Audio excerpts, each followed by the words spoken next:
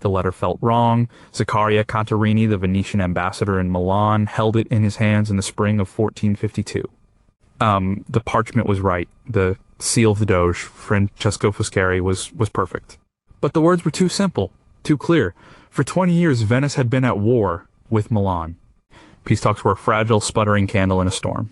And this letter, supposedly from the Doge himself, ordered Contarini to make a concession that would cripple Venetian interests. It made no sense. Contarini had served the Republic his entire life. He knew the intricate dance of diplomacy.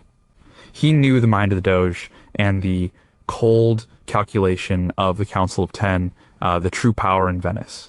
They did not simply give things away. He looked again at the letter. It was written in the plain Latin used for official but non-sensitive matters. His real instructions, the ones that truly mattered, always came in cipher. For decades, Venice had been perfecting its system. It was a matter of state security. The Republic was a city of merchants, but it was also a city of secrets. Its wealth depended on knowing what its rivals Genoa, Milan, the Ottoman Sultan were planning. Every Venetian ambassador was a spy. Every report sent back to the lagoon was an intelligence document. Contarini had a key. Not a physical key, but a system. A complex substitution cipher that changed based on a pre-agreed keyword, a system so advanced for its time that it was nearly unbreakable. Messages were graded by importance. A simple letter might use a basic substitution. A moderately important one would use the standard key. A message of the highest secrecy, a cifra di gabinetto, would have its own unique one-time key carried by a trusted messenger and memorized before being destroyed. These messengers were not simple couriers. They were men chosen for their loyalty and their ability to travel unnoticed. Some were friars, their robes a passport through warring lands. Others were merchants, their carts of wool or wine a perfect cover for a hollowed-out axle or a false-bottomed crate containing a tiny, rolled-up piece of vellum. This letter had arrived through a common channel. It was too open. Contarini knew what it was, a forgery. A test, or worse, a trick by the Milanese Duke Francesco Sforza to make him reveal his hand. The real message was likely still on its way, perhaps sewn into the hem of a pilgrim's cloak or tucked inside a hollowed-out loaf of bread. Contarini's job was not just to negotiate, it was to listen. His servants were paid to linger in taverns and stables, picking up the loose talk of soldiers and grooms. He cultivated contacts within the Milanese court, men who would trade a piece of information for a bag of Venetian ducats or a favorable trade contract. He recorded everything, troop movements, the price of grain, the Duke's health, the mood of the city's merchants. These details were compiled into his Relazioni-long, exhaustive report sent back to Venice. These reports were the eyes and ears of the Republic. Contarini put the forged letter aside. He would send a message back to Venice, also in cipher, informing the council of his suspicions. He would use a dead drop, a trusted contact, and a small parish church who would pass the message to a merchant heading east. He would not meet the man. They would never speak. The message would be left in a specific prayer book. A freshly placed flower on a certain tomb would indicate the message was there. It was a slow, patient process. This was the work. It was not about grand speeches in a ducal court. It was about the quiet, unseen war of information. The system Venice built, with its professional ambassadors, its state-funded ciphers, its network of informants, and its secure communication lines, was not just diplomacy. It was the birth of modern state intelligence, the techniques Contarini and his colleagues used in the 15th century. Coded messages, agent handling, secure communications, and counter-deception were the bedrock upon which all future espionage would be built. Number 10, stealing a nation's entire economy is an old idea. It was the middle of the 6th century. The city of Constantinople was the center of the world, the heart of the Byzantine Empire. And the Emperor Justinian, I had a problem. It was a soft, shimmering problem, silk. The fabric was more valuable than gold. It clothed the emperor, the empress, and the highest officials of the court and church. It was a symbol of power and a tool of diplomacy. Bolts of imperial silk were sent as gifts to foreign kings, a sign of Byzantine superiority. But all of it, every single thread, came from the east. From China, through a long and treacherous network of trade routes controlled by their rivals, the Persian Sassanids. The Persians charged exorbitant prices. They could cut off the supply at any time, holding the Byzantine economy and its prestige hostage. Justinian needed his own supply. He needed the secret of silk. The secret was a living thing. It was the silkworm Bomix mori. For centuries, China had guarded it with paranoid intensity. Anyone caught smuggling the worms or their eggs out of the country faced death. Many had tried to steal them, all had failed. The worms were delicate. They ate only the leaves of the white mulberry tree. They could not survive the long, arduous journey along the Silk Road. The secret seemed secure. Then, around the year 552, two men appeared at Justinian's court. They were monks, Nestorian Christians, who had spent years as missionaries in China. They had lived there. They had worked there. They had seen the whole process, from the tiny eggs to the spinning cocoons to the looms that wove the thread into fabric. They told the emperor they could get him the secret. Not just the knowledge, but the source itself. They could bring him the silkworms. Justinian was skeptical but desperate. He funded their mission. The two monks, whose names are lost to history, set out on one of the most significant acts of industrial espionage in history. They traveled back to China, a journey that took many months. They could not carry live worms. They would never survive. They could not carry cocoons. They would be too obvious. They needed the eggs. The eggs were impossibly small, like tiny specks of dust. They were also dormant. If kept cool and dry, they could survive for a long time. The monks waited for the right season. They acquired the eggs, thousands of them. Now, they had to get them out of China and then across Persia without being discovered. A pocketful of tiny eggs could destroy the economies of two empires. They needed a hiding place, something natural, something a traveling monk would carry without suspicion. They chose bamboo canes. They took sections of green bamboo and hollowed them out. Inside these hollow staffs, they carefully placed the silkworm eggs. They also gathered seeds of the white mulberry tree, the worm's only food source. Their simple walking sticks now held the future of an industry worth more than all the gold in Justinian's treasury. The journey back was a masterpiece of tradecraft. They were just two old men walking. They passed through countless checkpoints. Their robes were searched, their meager bags were inspected, but no one thought to break open their walking sticks. They traveled for what must have felt like an eternity, protecting the canes from excessive heat and moisture. They finally arrived back in Constantinople. They presented the bamboo canes to the emperor. When the canes were split open, the tiny eggs were revealed. And Justinian had a secret. He immediately established imperial workshops, the Sericaria. Mulberry groves were planted around the city and across Greece. The monks taught the Byzantines everything they knew about sericulture, the art of raising silkworms. Within a few years, Constantinople was producing its own silk, fabric of a quality to rival anything from China. The Byzantine Empire now had a state-controlled monopoly. The flow of gold to Persia was cut off. The empire's wealth and prestige soared. It was a strategic victory won without a single soldier. It was a blueprint for the future. Nations would later try to steal the secrets of Venetian glassmaking, English textile machinery, and American microchips. But the first and perhaps most audacious act of economic espionage was completed by two unnamed monks with hollowed-out walking sticks. They did not just steal a product. They stole the entire means of production. Number 9, you can conquer an army with a well-placed rumor.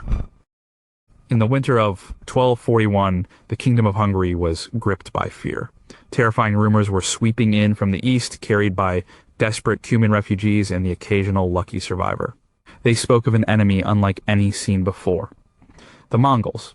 They were not a traditional army. They were a force of nature, a storm of horsemen that consumed everything in its path. The cities were not just conquered. They were erased. Populations were not just defeated. They were annihilated.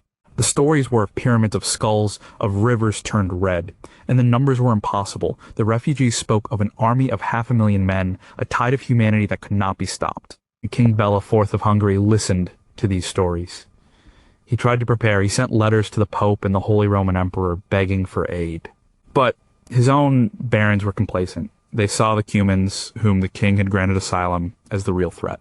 They distrusted the king's attempts to centralize power and build a professional army.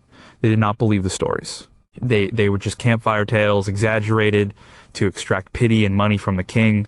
What King Bela and his barons did not understand was that these rumors were not just stories. They were a weapon. They were a core part of Mongol military strategy, crafted and deployed with as much care as a cavalry charge. The Mongol general in charge of the European invasion was Subutai, one of history's greatest military minds. And he was a master of psychological warfare. He knew that fear could defeat an army before the first arrow was ever fired. Before the main Mongol force ever approached the kingdom, Subutai would send in small groups of scouts, his eyes and ears. But they did more than just reconnoiter the terrain. They were agents of disinformation. They would find travelers, merchants, and priests. They would feed them stories. They would talk of the Great Khan's limitless power, of the endless sea of warriors at his command.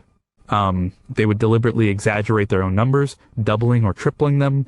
They would describe in gruesome detail the fate of the last city that had dared to resist. These stories were then carried, mouth to mouth, into the heart of the target kingdom, spreading faster than any army could march. The numbers were the key. The actual Mongol army invading Eastern Europe was probably around 130,000 men. A massive force, but not the unstoppable horde of 500,000 from the rumors. But the rumor was more powerful than the reality. A European king, hearing of an army of 130,000, might feel he had a fighting chance. An army of 500,000 was a sign of the apocalypse. It bred despair, it made resistance seem futile, it caused cities to surrender without a fight just to avoid the rumored atrocities. As the main Mongol force advanced, this wave of terror preceded them. Their tactics reinforced the propaganda. They would often divide their forces, appearing from multiple directions at once, creating the illusion of a much larger army. They would use captured peasants as a human shield in front of their formations, a horrifying spectacle that broke the morale of the defenders. At night, they would order each soldier to light 5 fires instead of 1, making their encampment look 5 times larger than it was from a distance. In April 1241, King Bela IV finally faced the Mongols at the Battle of Mohi. He had managed to assemble an army of around 100,000 men. He felt confident, but his army was already half defeated by fear. The stories they had heard for months had taken their toll. The battle was a disaster for the Hungarians. Subutai used a classic Mongol tactic of a feigned retreat, luring the Hungarians out of their fortified camp and then encircling and destroying them. The Hungarian army was annihilated. King Bela barely escaped with his life. The Mongols had conquered Hungary not just with horses and bows, but with whispers and lies. They understood that the human mind was a battlefield. The stories they planted were as effective as any siege engine. This was not just random savagery, it was a calculated campaign of disinformation designed to paralyze their enemies' will to fight. Long before governments had propaganda ministries or press secretaries, the Mongols had perfected the art of weaponizing information. They proved that a carefully crafted lie, delivered at the right time, could be more devastating than any sword. Number 8, the emissary who arrives to help is the one to watch. King John of England was in trouble. By 1212, his reign was unraveling. He was at war with France and had lost most of his ancestral lands there. His English barons were on the verge of open rebellion, furious at his high taxes and arbitrary rule.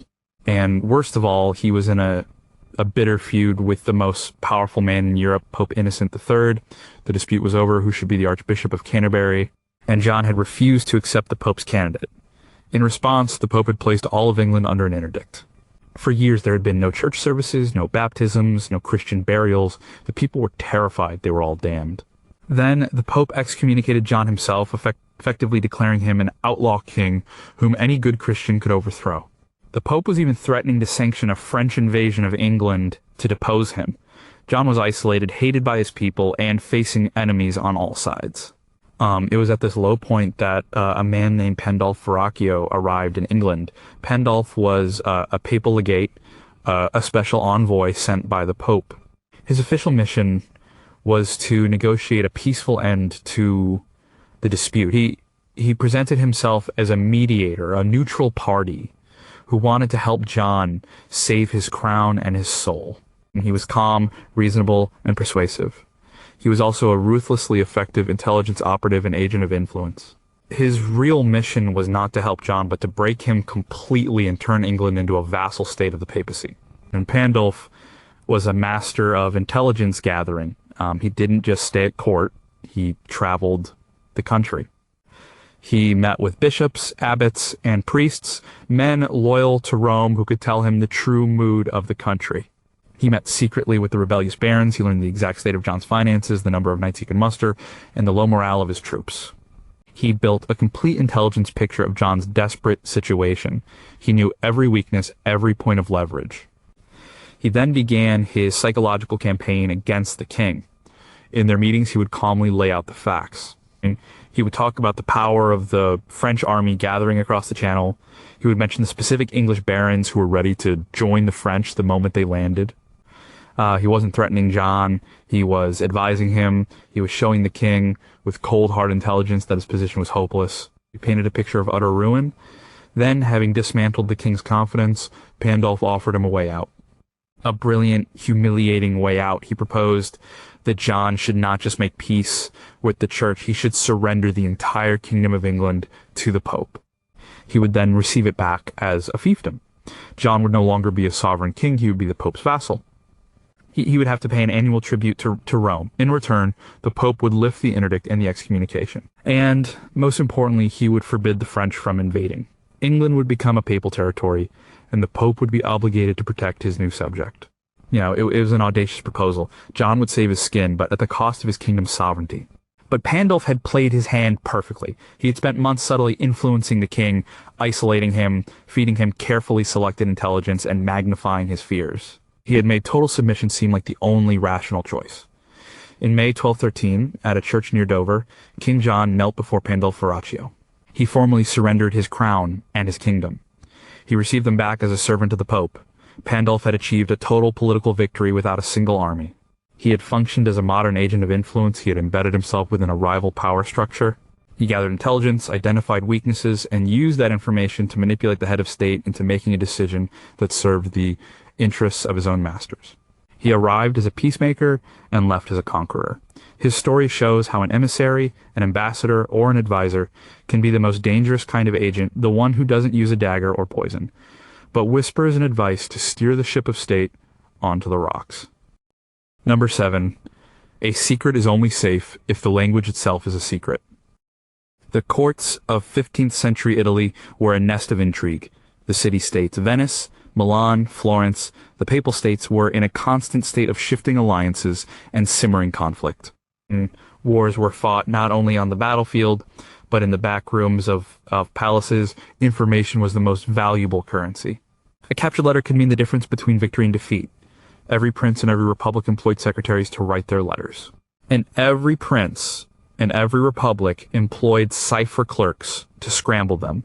The ciphers of the day were mostly simple. They were substitution ciphers. An A might be replaced by a G, or a B by a symbol like a square or a triangle. They were better than nothing, but they were breakable. A clever person, someone who knew about frequency analysis, the fact that Li and T are the most common letters in most European languages, could crack these codes with a bit of time and effort. As the diplomatic and military stakes got higher, the need for a truly secure method of communication became urgent.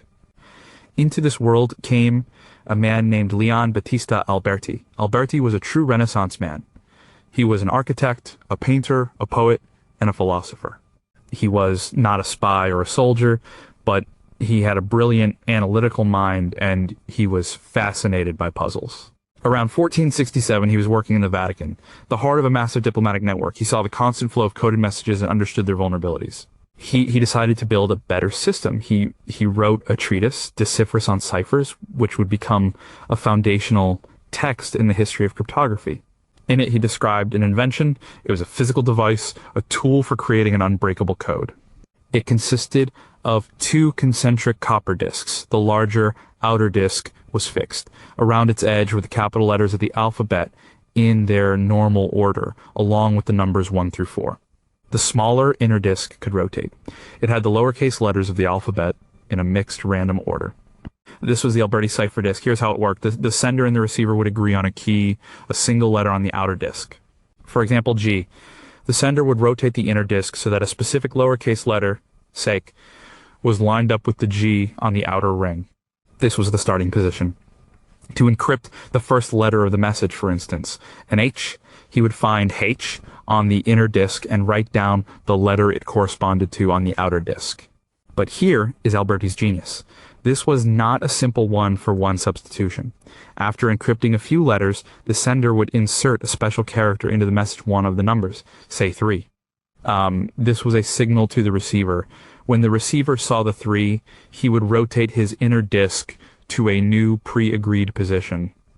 Maybe he would move the under the lem on the outer ring.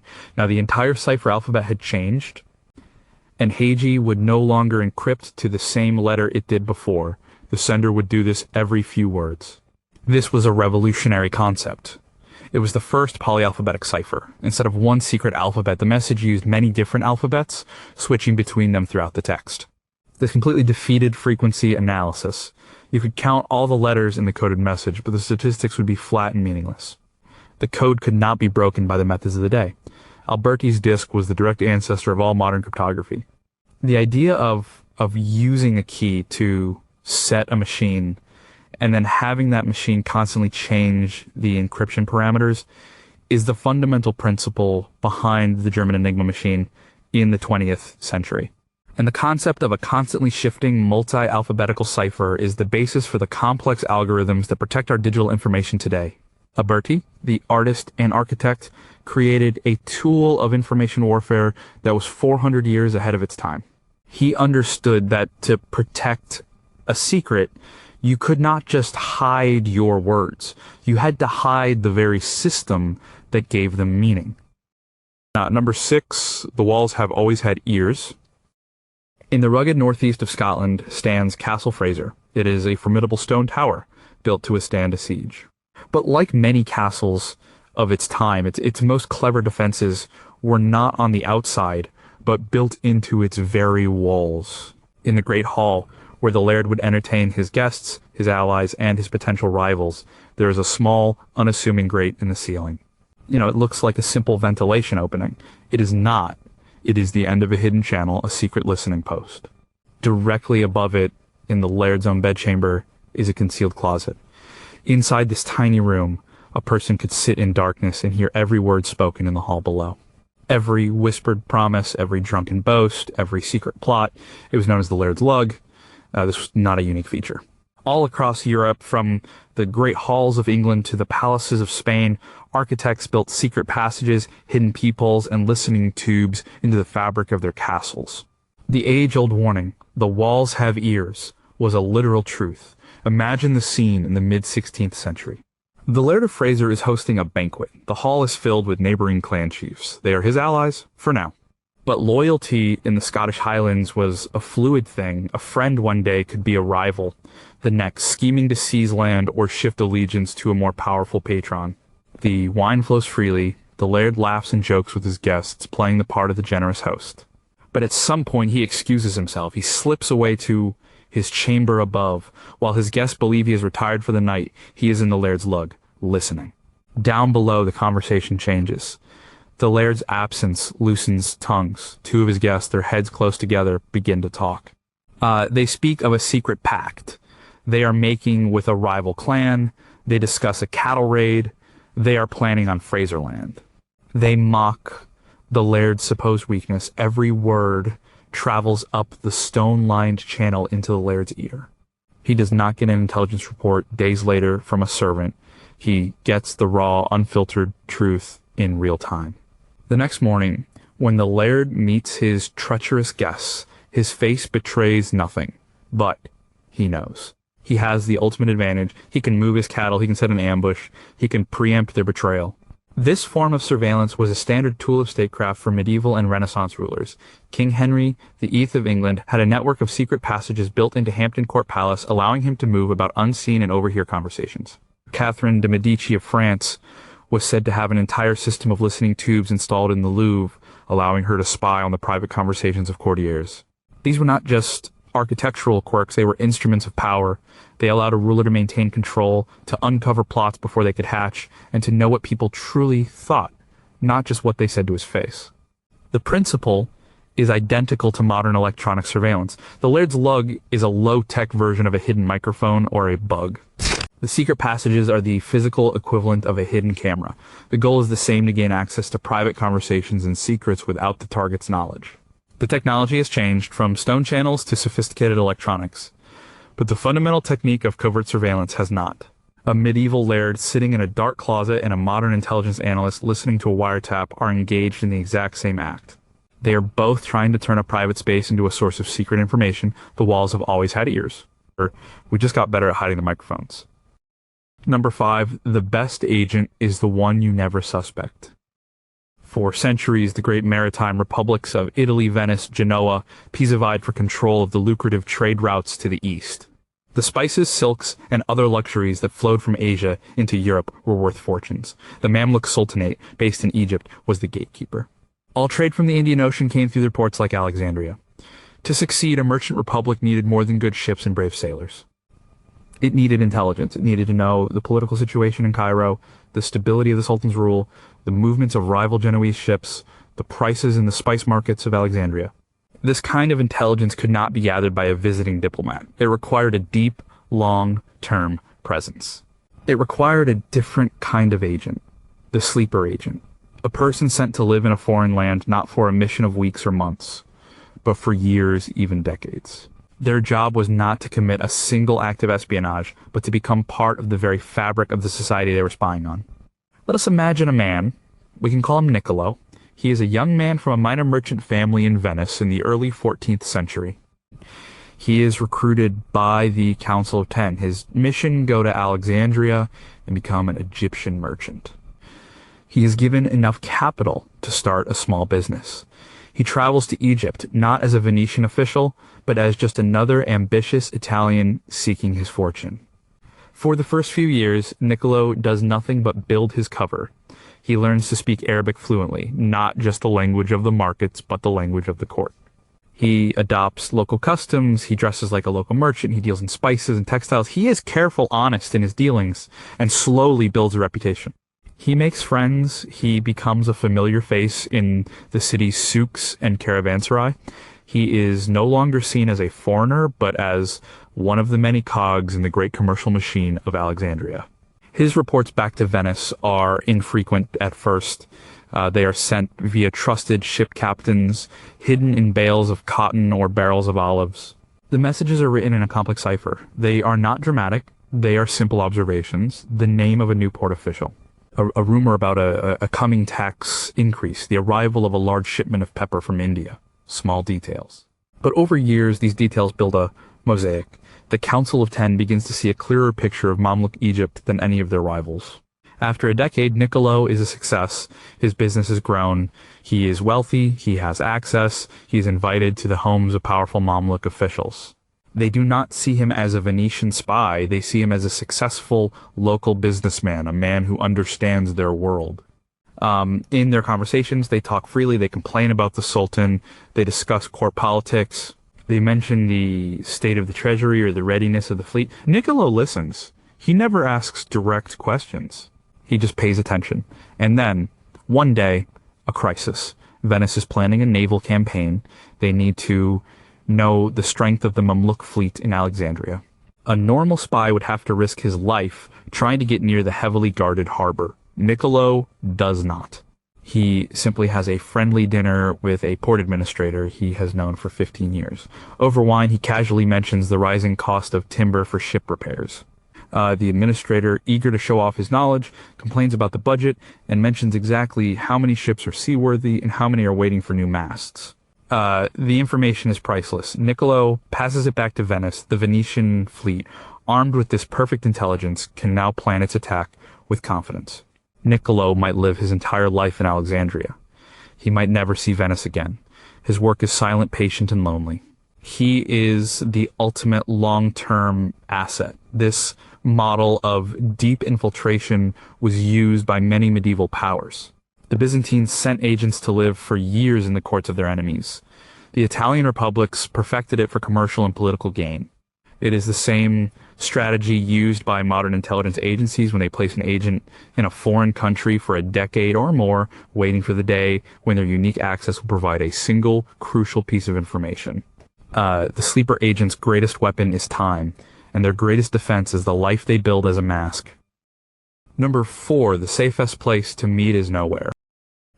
The 100 Years' War was a sprawling, chaotic conflict. For much of the 14th and 15th centuries, England and France were locked in a struggle for territory and the French throne itself. Armies marched and countermarched, but beneath the open warfare, a quieter, more insidious war was being fought, a war of spies. Both sides needed to know the enemy's plans. English-occupied Paris was a hotbed of intrigue. French loyalists living under English rule sought to pass information to the forces of the Dauphin. The English, in turn, ran networks of informants to root out these conspiracies. In this environment, a direct meeting between an agent and his handler was suicide.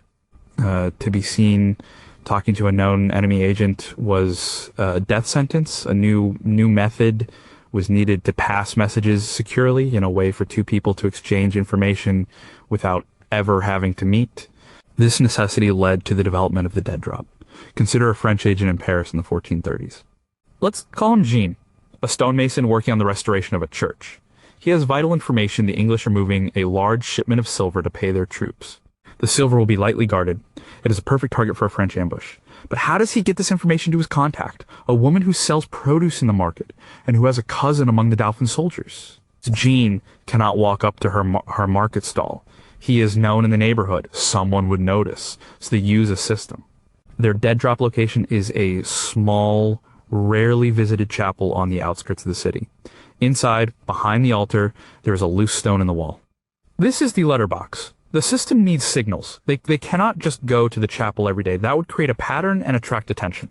The signal to check the drop has to be something ordinary, something that blends into the background of daily life. Jean's signal that he has left a message is simple. As he walks home from work, he will pass the market. He will buy a single apple from the woman's stall, pay for it, and walk away without a word. For anyone watching, it is just a man buying a piece of fruit. For her, it is a signal the stone is loaded. The next morning, at dawn, the woman goes to the chapel. She kneels as if to pray. When she is sure she is alone, she reaches behind the altar, feels for the loose stone, and pulls it out. Inside, the small cavity, is John's message, written on a tiny scrap of parchment in a simple code. She takes the message and replaces the stone. She leaves the chapel. Later that day, she will pass the information to her cousin. Now she needs to signal back to Jean that the message has been received. Their signal for this is different. In the window of her small apartment, which overlooks a street Jean walks down, she keeps a pot of geraniums. If the pot is in its usual spot, it means nothing. If she moves it to the far right side of the windowsill, it means message received.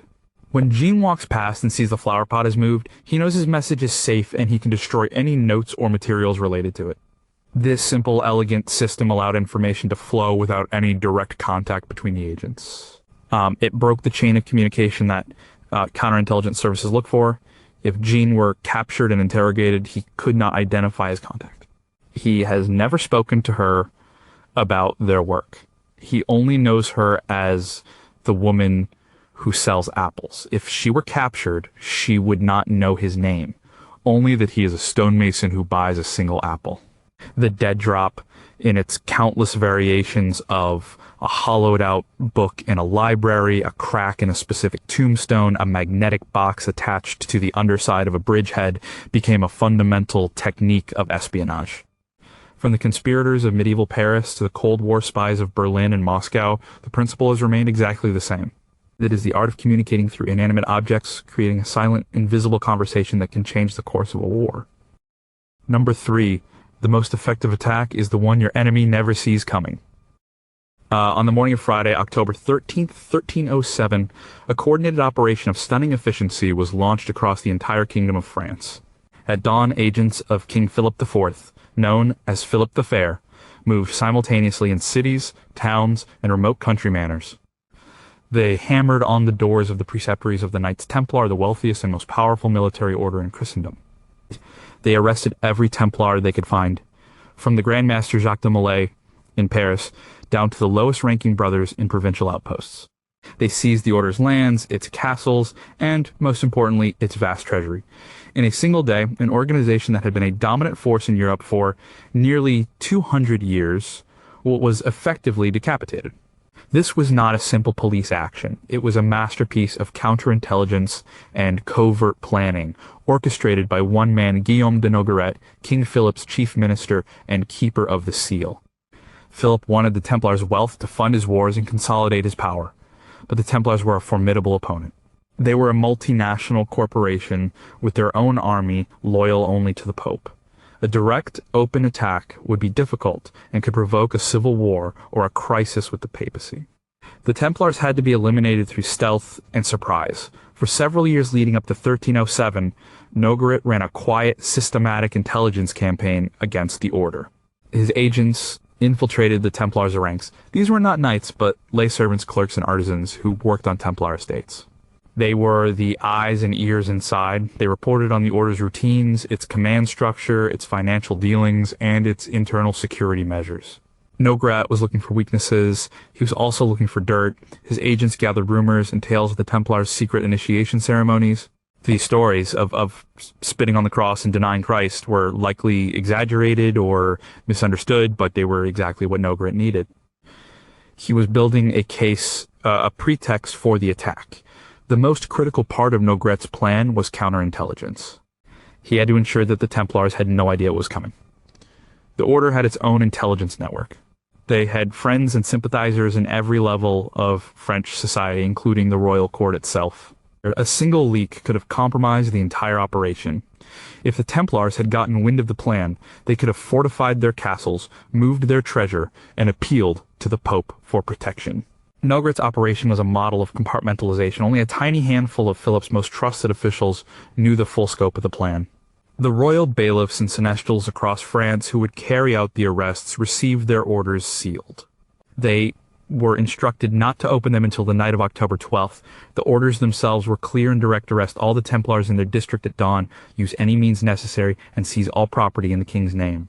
The date was chosen carefully. Friday the 13th, the superstition surrounding the day is a modern invention, but the timing was tactical.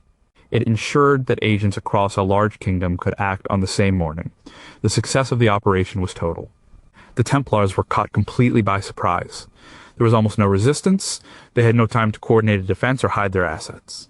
Nogaret's internal security had held. He had successfully identified and neutralized any potential leaks within the French government.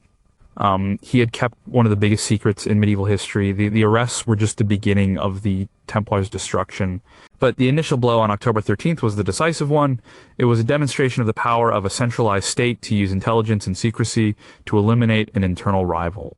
Nogaret was a prototype of the modern intelligence chief. He understood that the real work of dismantling an enemy is done in the shadows. It is about gathering information, controlling the narrative with propaganda, and ensuring absolute secrecy to achieve total surprise. He did not defeat the Templar Knights on the battlefield. He defeated them with sealed letters, secret agents, and a perfectly executed plan that they never saw coming.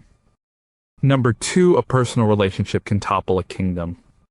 Eleanor of Aquitaine was one of the most powerful women of the Middle Ages. She was Duchess of Aquitaine in her own right, a vast and wealthy territory in what is now southern France. At the age of 15, in 1137, she married the future King Louis VII of France. It was a political match designed to bring her huge domain under the control of the French crown.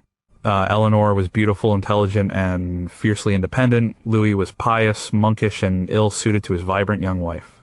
Their relationship was the stage for a subtle and destructive political game.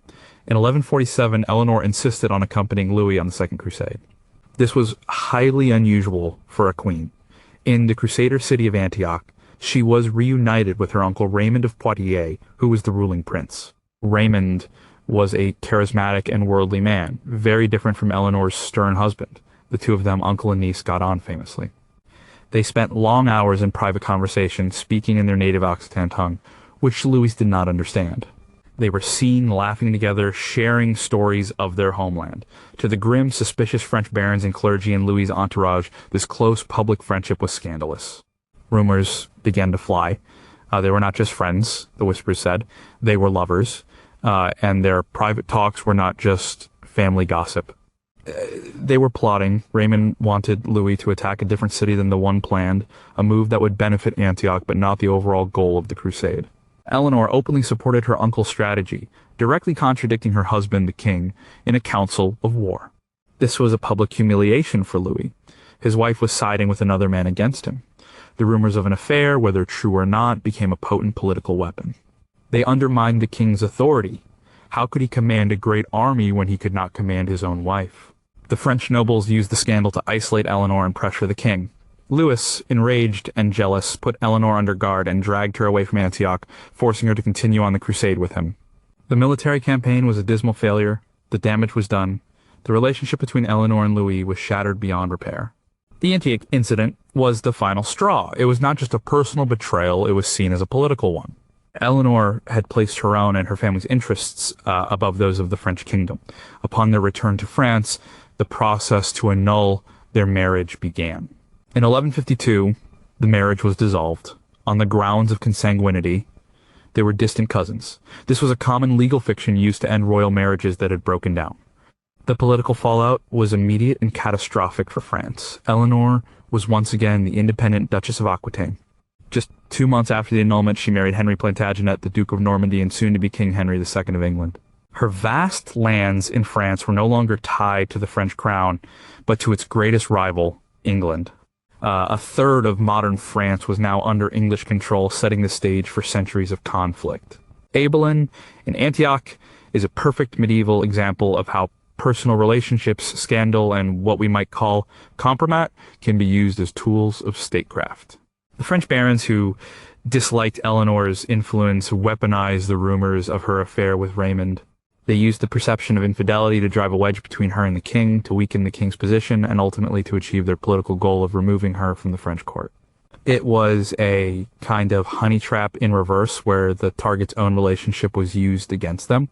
It demonstrates a timeless principle of power. A person's private life and public relationships are always a potential vulnerability, and a skilled political operator can exploit that vulnerability to change the map of Europe. Number 1, the message is worthless if it cannot arrive.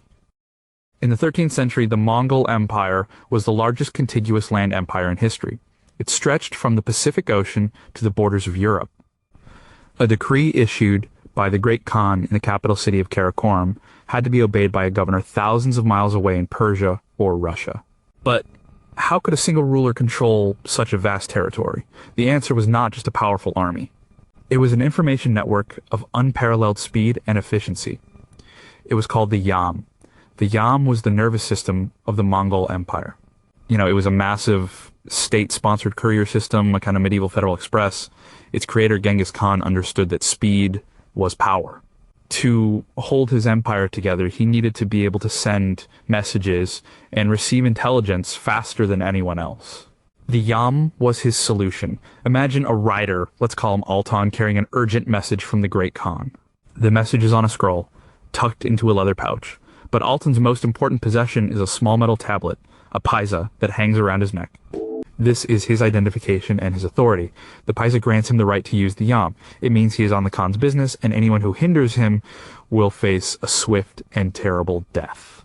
Altan rides a hardy Mongolian pony, a small, tough animal bred for endurance. He does not spare the horse. He rides it at a full gallop for as long as it can last. He does not need to worry about killing the horse with exhaustion, because he knows that every 25 to 30 miles there is a Yam station waiting for him. These stations were dotted across the entire empire, along all the major routes. They were small, fortified outposts manned by a handful of men and filled with provisions. Most importantly, they were filled with fresh horses. When Altan is a mile from the next station, he blows a horn. The sound alerts the station keepers. By the time he gallops in, covered in dust, a fresh horse is saddled and waiting for him. He does not stop to rest or eat. He leaps from his exhausted mount, grabs a quick drink of fermented mare's milk, and is on the back of the new horse within minutes. He is a living baton in a continent-sized relay race. At night, he continues to ride. Other riders join him, carrying torches to light the way. The message never stops moving. If Altan himself becomes too tired to continue, another rider at a larger station is ready to take the pouch and the paisa and carry on. The system was designed for continuous 24-hour-a-day operation. Marco Polo, who witnessed the Yam in action, wrote that a message could travel 250 miles in a single day. This was an astonishing speed for the time, faster than anything in Europe. An urgent message from Karakorum could reach the borders of Poland in a matter of weeks, not months. The Yam was more than just a postal service. It was the backbone of Mongol military and political intelligence. Mongol generals used it to send reconnaissance reports back to the Khan and to receive new orders. Governors used it to report on local conditions and tax revenues. It allowed the Khan to move his armies with incredible speed and coordination always seeming to know what his enemies were doing before they did. It was also used by spies and envoys, providing them with safe passage and fresh horses across the vast and often dangerous lands of the empire. The Yam was a massive infrastructure project. It required thousands of horses, hundreds of stations, and an army of men to maintain it. It was incredibly expensive, paid for by the taxes of the conquered peoples, but the Mongols knew it was worth the cost. It was the glue that held their empire together. It was the first truly transcontinental secure communication network. Every diplomatic pouch, every secure military communications channel, every encrypted data stream today owes its existence to the same fundamental principle that Genghis Khan understood 8 centuries ago. The power to rule, to conquer, and to spy depends, above all else, on the ability to send a message securely and get it there faster than your enemy.